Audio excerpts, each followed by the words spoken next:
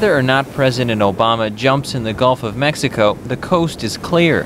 The sands along Panama City Beach, Florida are free of oil, although fear about contamination may persist. You're expecting to see oil all over the place, and it turns out to be pretty nice. Brian Jacks came from nearby Alabama to scuba dive at St. Andrews State Park.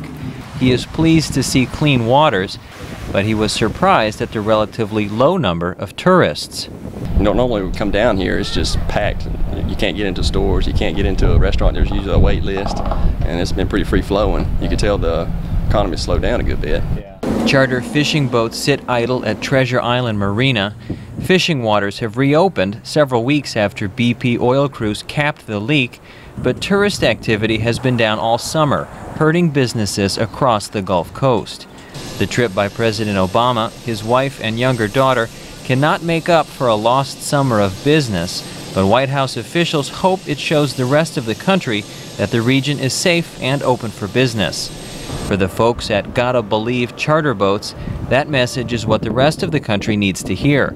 Bobby Robinette owns the business. We don't have a problem with oil, but we may have a problem with people thinking there's a problem. That's the biggest thing. So if we get some good publicity, maybe it'll offset some of the bad publicity.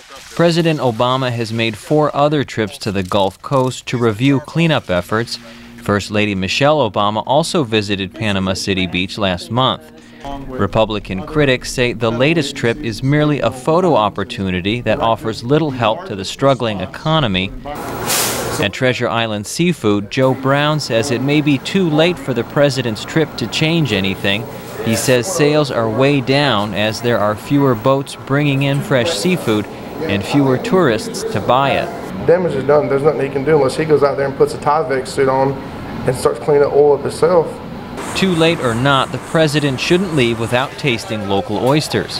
Hunt's Oyster Bar has been serving oysters nonstop since the oil leak started. Robert Daffin assures they are delicious and safe. There you go, nice and salty. No oil there. Daffin says he has seen business go up this year as more tourists came to Panama City Beach to avoid spots that were hit hard by oil. There is plenty left to share, however, including a dozen raw oysters he would offer the president if he came to the restaurant. Then I would add to that probably a dozen fried shrimp, some fresh gator tail, do that blackened too, and always grouper and snapper.